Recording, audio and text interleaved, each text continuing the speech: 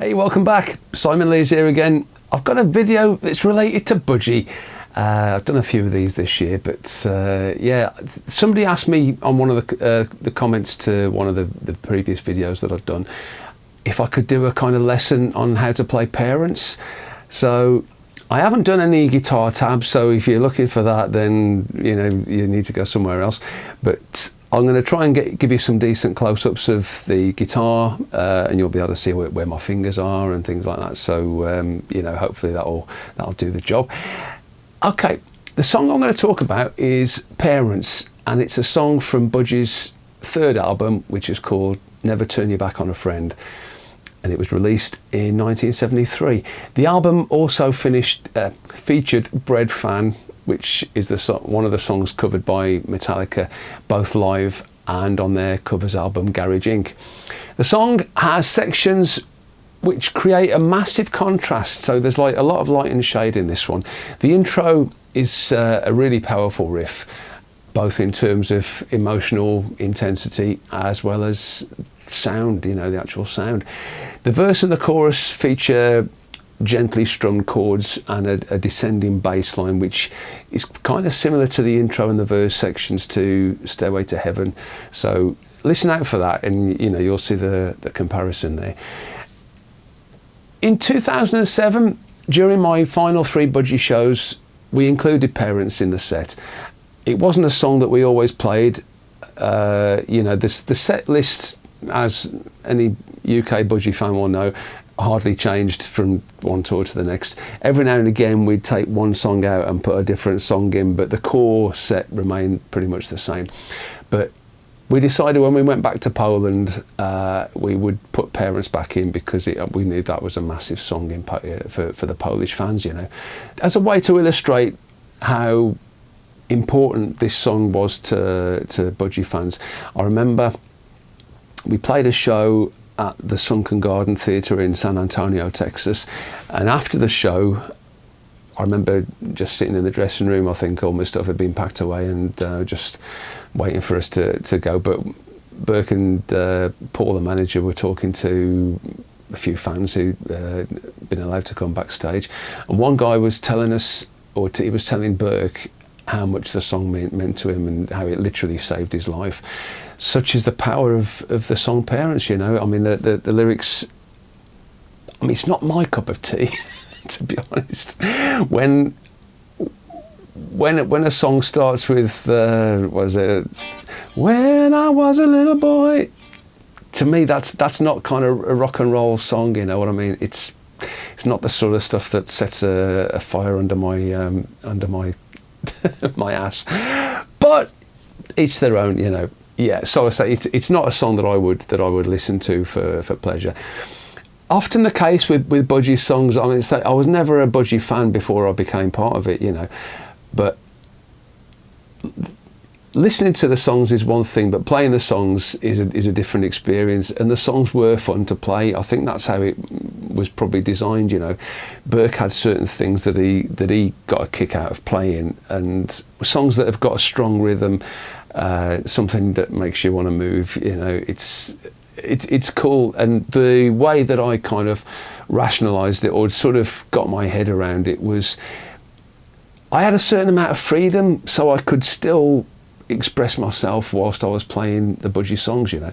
So it was, you know, it was good fun. So when you saw me on stage and I looked as though I was enjoying myself, I was enjoying myself. It was, you know, it was a fun experience. All the gigs were great, you know. We never really had a bad one. So what I'm going to do, what the plan is today for this video is, I just want to show you, take you through the various parts of the song. I'm using the same guitar that I used on that Polish gig, or little mini tour that we did, and I'm using the same pedal board, which you've seen before, so I'm not going to bother. I've given Alan the day off, but I'll take you through the sounds. I mean, the lead sound.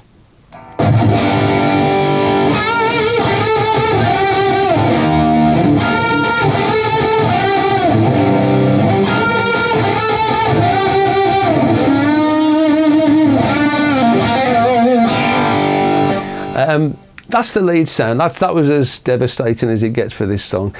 What's interesting about this, or what you might find interesting, is I'm the only guy who played guitar with Budgie who actually played the chord as well as the lead bit. Bert also played the chord, and what other guitar players did was let Bert play the chord and just literally just play the...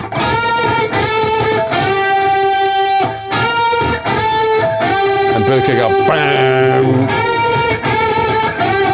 You know, and to me, it was kind of... it didn't sound powerful enough. I wanted to do the...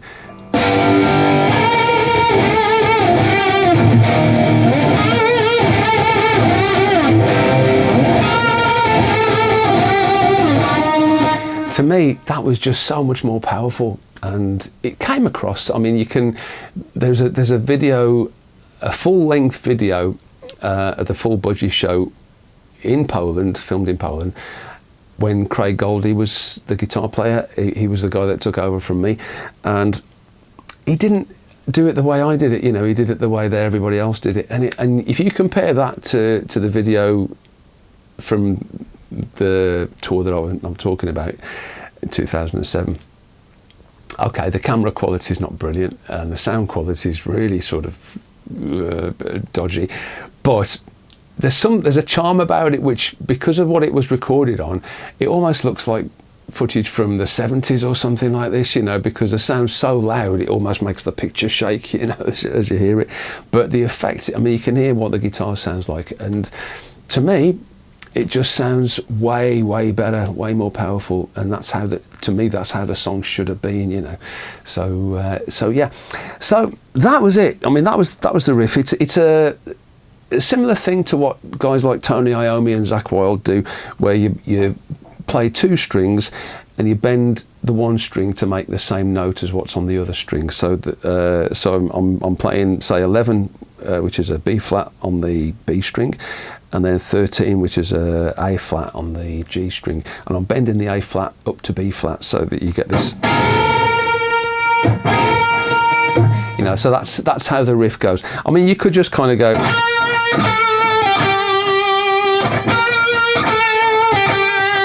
But by bending the G string, isn't it?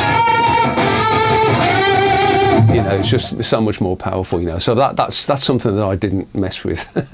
That was fine. That was okay. After that, well, if I play the whole riff, and then I'll sort of show you the next bit.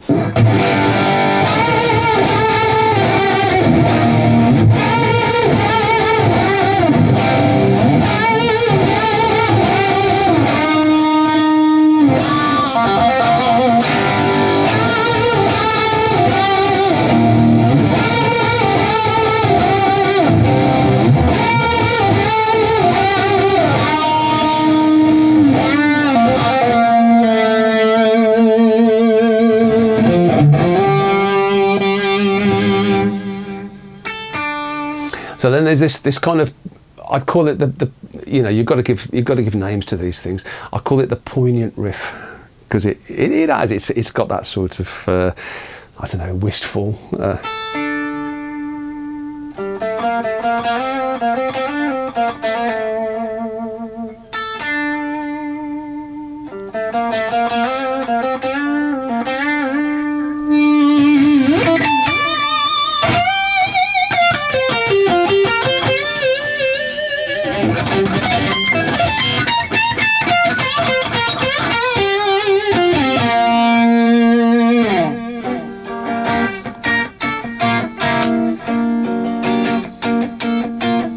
So yeah, you've got that, let's say the wistful lick, you know, it does it kind of in a mellow way and then in a more aggressive way. And the way I'm changing from one sound to the other is using the expression pedal, and that's controlling the amount of distortion that's that I'm using. So it kind of goes more or less from clean, you know. If I hit the strings hard, you get a little bit of distortion, but basically that's a clean sound, you know.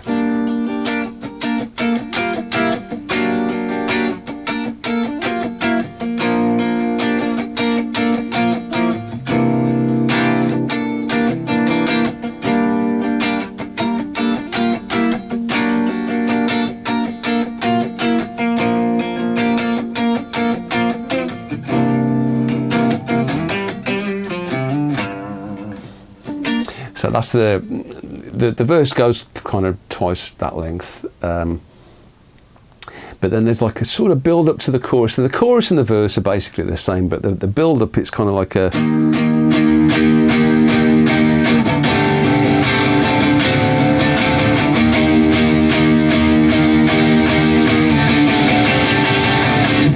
Come on back.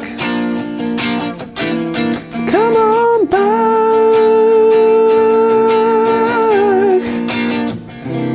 So I used to sing that bit. That was my bit, and then Burke could harmonise it, go lower, and our two voices combined really well. You know, it sort of go, come on back,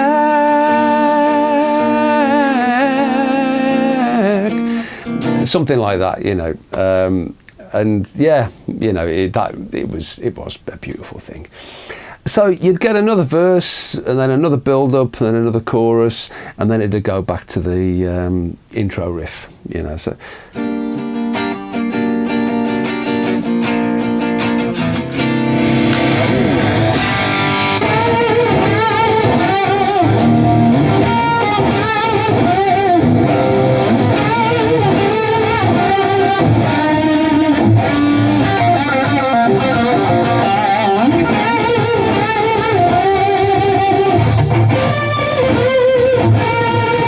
was something I put in. I thought I did a similar thing on Napoleon Bonaparte 1 and Part 2, which I used to have some fun with one of the guys in the audience with. He had a great moustache, this guy. So yeah, you know, just trying to stop it from getting too repetitive, to sort of, you know, try and inject a bit of oh, that was a bit different. So after that riff came round again. So say we're just past the second chorus now. Then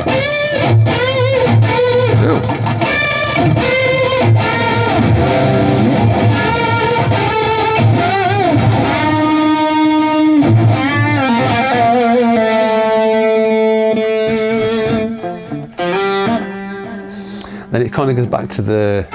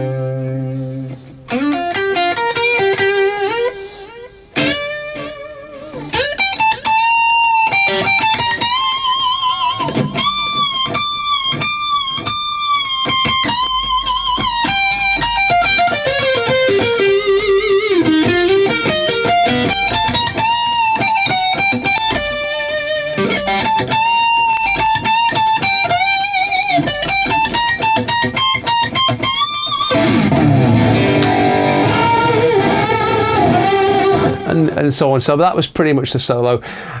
I never worked out a solo for this song. This was one of, because we didn't play it that often.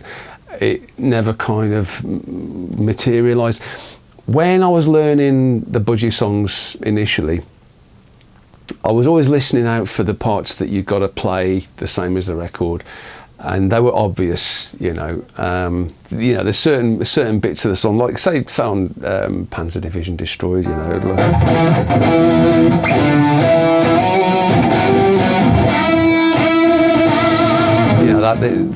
Like the main tunes, you've got to play that the same as a record. But other bits were clearly sort of improvised, you know, and there's a bit of room for manoeuvre. So if we'd have played it often enough, I would have probably got into a routine. I did with most of the songs, but that song, the video that I uploaded, I think it's about 14 years ago, back in 2014. I've got to think now. No, 12 years ago. That's right. I've watched it quite a few times. I think it's a great video, to be honest. It's had quite a few views. And it's kind of seeped into my head that what I played guitar solo. So I don't know. It's one of those things. I had a great gig. Steve wrote like a kind of review of the 3 Polish gigs when we got back home, you know. And Steve's experience was completely different to mine.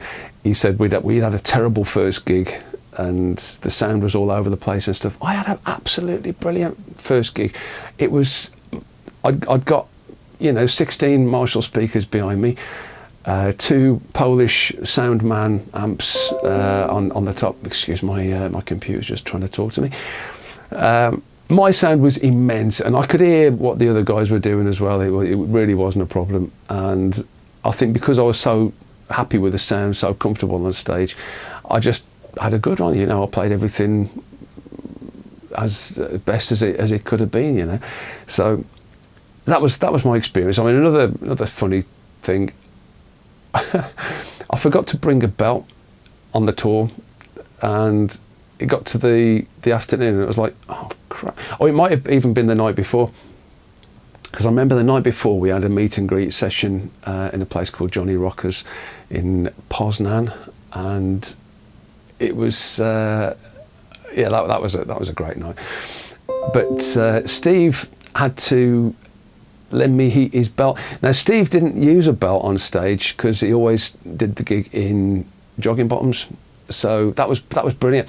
Only thing is, we had to try and get an extra hole in the belt because obviously, you know, Steve was a bit stockier than I was, shall we say?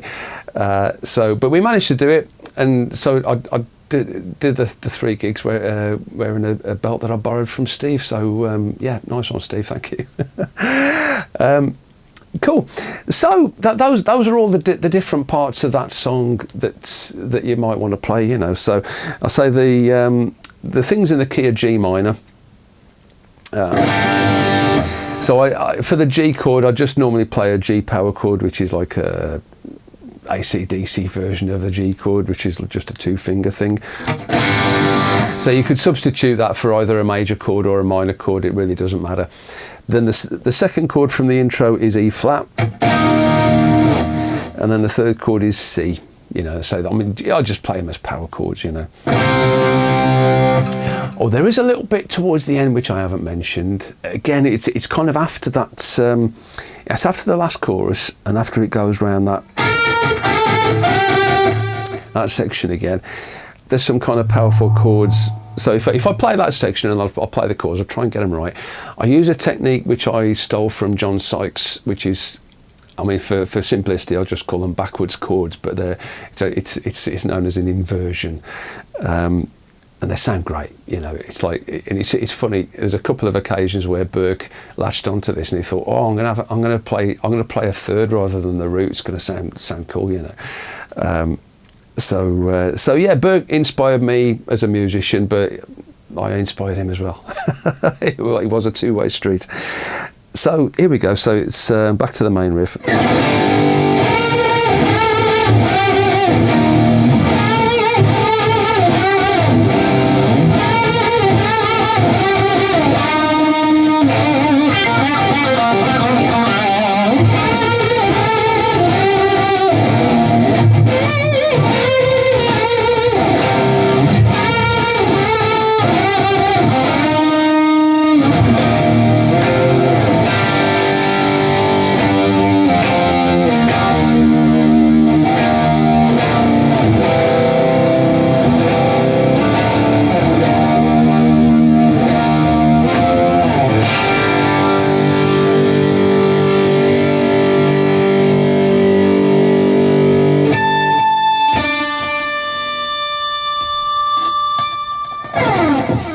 Now, it's on the Polish video, I hold that last note for a lot longer than that because I've got plenty of volume and I was able to use the feedback. Now, I talked about feedback a couple of videos ago, so you can go and check that one out. But yeah, so those were all the bits. I might just try that solo again because it's kind of, you know, it's kind of fun to play. So back to the semi-clean sound.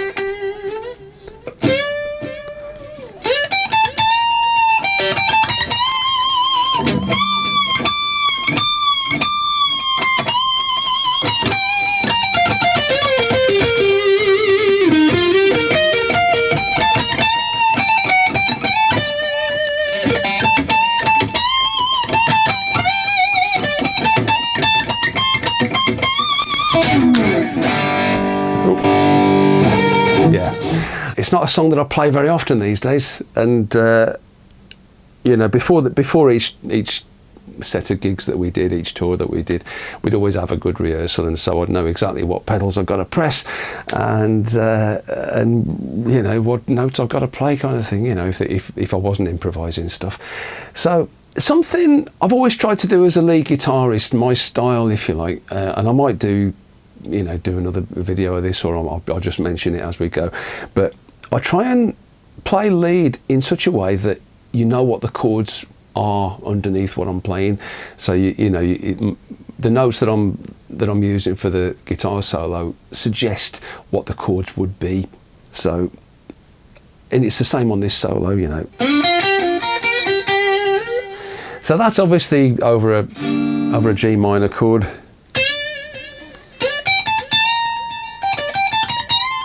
And that's still over the G minor chord. It's basically, it's the verse riff, you know, that descending. But then when it changes to the, this is it.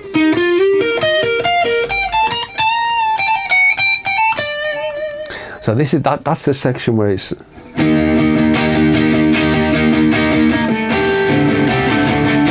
So you can hear those chords by the way I'm playing the lead.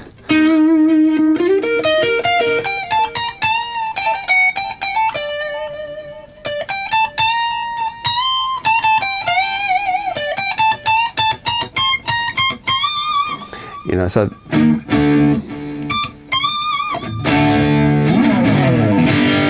you know, and then say back to the intro again.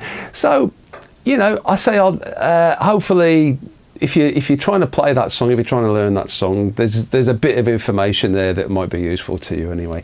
So the dude that asked for me to do this breakdown, I can't remember who it was, but you can feel free to comment, and you know, thanks for the suggestion. So that's it for today. I'm going to leave it there. So it's only a short one today, but hopefully, you know, I mean, if anybody's got any more suggestions, I mean, it can be any Budgie song that I played. I ain't going to be able to learn any new Budgie songs, or any Budgie songs that I didn't play during the gigs. But if it's something that I can remember, I'll give it a bash, you know. And any other tunes that you want to hear my version of, let me know. So at least it gives me some ideas what to do for the next one. Thanks for watching, and take care of yourselves. If you haven't already, please like and subscribe and comment whatever you think, and I'll see you on the next one. Cheers.